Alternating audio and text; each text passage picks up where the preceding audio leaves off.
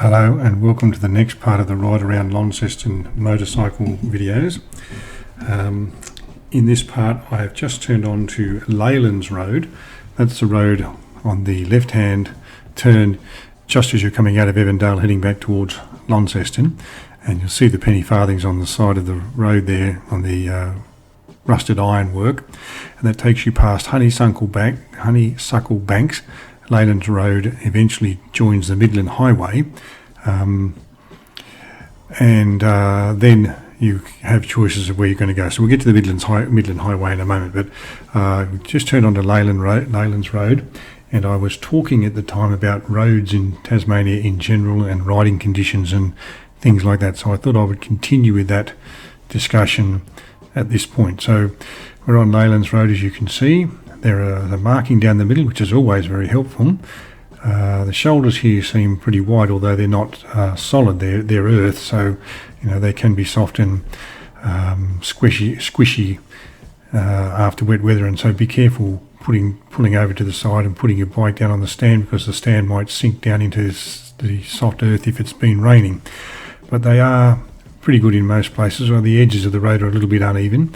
Those white posts are on the side of the roads to show you the edges of the road, but there are no markings for the edge of the road.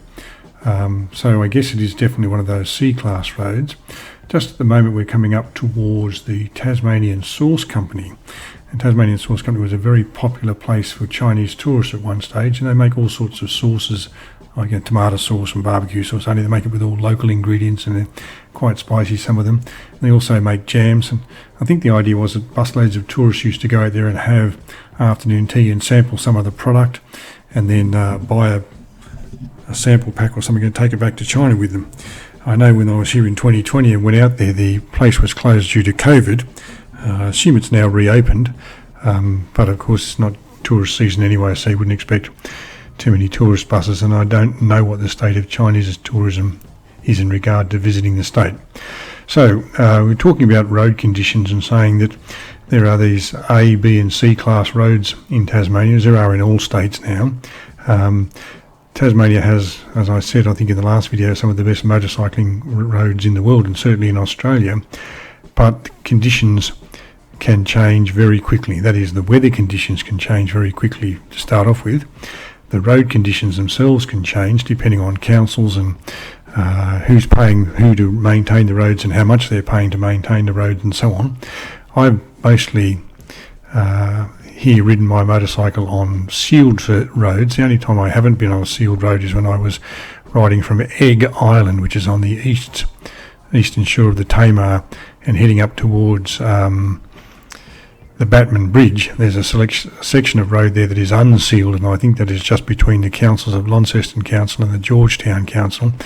And it's certainly not a road I would enjoy. I did ride it and I got through it okay, but it's not the road that's built for a scooter, and it's certainly not a road I would enjoy riding my motorcycle on. So I've mostly ridden on sealed roads, but even the sealed roads themselves, the conditions can change quite dramatically. Lots of roads can remain in the shadows until even in summertime, late in the afternoon, and so it's possible that even at this time of the year, in some places there'll be black ice on the roads, and there'll certainly be lots of wildlife on the road. So do exercise, care about that at all times. Now I'm just coming up here to the Midland Highway and making the right-hand turn going back towards Launceston. If you go left, you go to Campbelltown, which I think is about 70 k's down the road, and beyond that is Ross, and then Oatlands and Hobart. Going back this way, we're going to go through Perth very shortly, or take the Perth bypass and then on to Launceston. So the Midland Highway is the main north-south route between Launceston and Hobart for the most part, but not all of it. I'll start that again. There are parts of it that are a dual carriageway, and my memory is that when Will Hodgman was the Premier, and that's going back about 6 or 8 years ago now, he announced a plan to make the highway a dual carriageway, but he said that was a 10-year plan. Now, I haven't been down the highway this time I've been here, And the last time I went, when I was here in 2020, I went on the Black Dog Ride and went down to Campbelltown, and there were parts of it where they were working on the dual carriageway, but they hadn't achieved that all the way. So I suspect there's still a lot of work to go on that. But this section here, you can see there are parts where it's a dual carriageway and parts where it's a single lane each way. Even when I say it's a dual carriageway, it's not separated. There's a wire barrier down it, but it's not two separate sections of road with a large nature strip or something like that in between, as you might find on the Federal Highway or on the Hume Highway between Sydney and Melbourne. However, having said all that, it is a pretty well maintained road. There are markings on the edges, as you can see, and markings down the middle. There are good firm solid shoulders where it is safe to pull off the road and drop the stand of your bike, but as with all of these things, I would say when you do that, be very careful and look over your shoulder, because cars can come roaring up the highway here. The speed limit's 110 and cars can come up the highway quite quickly, and not always be expecting to see a motorcyclist on the side of the road getting off their bike. Now, we know that the safest thing to do is get off on the shoulder side of the road, but the physics of the bike mean that the bike's leaning that way and you tend to get off the other way anyway. So I'm just crossing over, I think here, this is the I know this is the South Esk River, which is eventually making its way through Cataract Gorge into Launceston. I'm coming up to the roadworks that were part of the Perth bypass. There's a giant roundabout here which gives you options of going to Longford and Devonport, or continuing to Launceston, or going into Perth. Now, I'm not going to go into Perth this time. I'm not going to go to Longford or Devonport. Longford is a little village a few kilometres down the road. It's a lovely little village. Just no call to go there this time, so I'm going to continue on towards Launceston. This roadworks was quite an extensive piece of roadwork. Cost a lot of money, a couple of hundred. If I said 200 odd million or something, I don't think I'd be exaggerating, but I can't recall the exact cost, but it certainly cost a lot of money. But it's a job that's been well done, and the idea was that for traffic that needed to go to Hobart or needed to go south, to take this route rather than going into Perth, and therefore reducing the amount of traffic that was going through this village, because there's no reason to go into the village if you don't live there. Now there's a few shops and there's a few specialty honey shop and antique shops, but for the tourist trade, but for the freight, in particular truck freight that's come off the Spirit or something like that, is heading south. There's no need for you to go through this village. So the idea was to bypass the village, and I think it's been successful in doing that and encouraging people to take the alternate route. And as a consequence, and I know I mentioned this in the previous video when I was talking about riding around this area, there's been a lot of residential building work going on in Perth, and there's a whole new subdivision opened right where the traffic used to go through the town. And so it's become one of those places that's now affordable, but also something people would consider in terms of, well, I can live in Perth, I can afford land and a house there, and I can commute to Launceston to work, and it's not that far. And so that's what's been happening. Now, I was talking earlier about riding to the conditions and so on, and of course the first of those is ride to the road conditions, as I've mentioned. If you don't know the roads, always err on the side of caution and take notice of all the signs that are on the roads. There are signs that warn about wildlife. There are those yellow advisory signs, the one that tells you, yellow ones with the black numbers that advise you of the speed that you should use when you're rounding a curve or taking a corner or something. And then there are, of course, the speed limits. Now, the idea of those advisory signs is the traffic engineers and so on, road designers and whatever, have looked at that particular curve and said, we think that you should approach this at 50 kilometres an hour. And maybe you can go 55, maybe even 60, but the 50 is there for a reason. And if you don't know the roads, it's always best to at least observe that limit and perhaps sometimes even go a little bit under it. You don't know what's going to be on the road as you go around the bend. You don't know if there's going to be wildlife on it or roadkill. You don't know if there's going to be gravel on the road that's washed down from a storm or something like that, or oil or something like that. So ride to the road conditions. ride to the weather conditions. And as I say, the weather conditions can change dramatically, especially if you're on the west coast or in the areas around the west coast, where it can be fine and sunny one minute, and almost within a short space of time storms can blow in, and it can be rain, and the road conditions therefore change as well. So ride to those sort of conditions, and of course ride to your own capabilities. Now, because you have a crotch rocket that can do 130 kilometres an hour easily, or 150, whatever the top speed of it is, that doesn't mean you need to do that all the time. Now, I'm by no means a motorcycle safety expert, and I'm not putting myself forward like that. I'm just talking generally and saying the things that I think about when I'm riding. And I think, well, I don't know this road, so I'll just ride a bit more cautiously than I need to, and I'll apply the brakes a little bit more than I might on a road I already know. I'll slow down when I need to, and when I'm out on the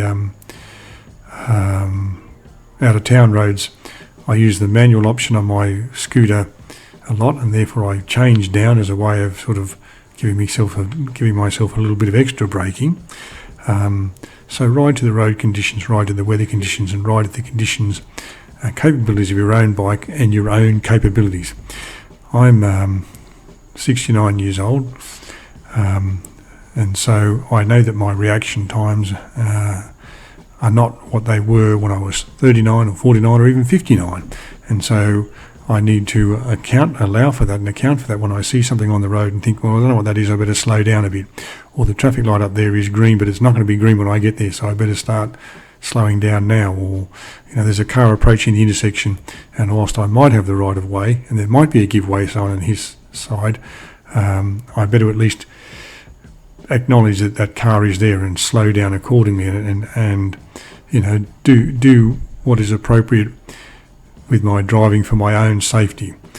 So, as I say, ride to your own capabilities, ride to the capabilities of your bike, ride to the weather conditions, and ride to the road conditions. And if you do all those sort of things, you'll be able to have lots of great riding time in Tasmania. And you can see here on this section of the highway, it's all well made. There's a good shoulder here, just coming, and there are markings on either side of the road and markings down the middle of the road. And the traffic's proceeding on at a pretty decent clip.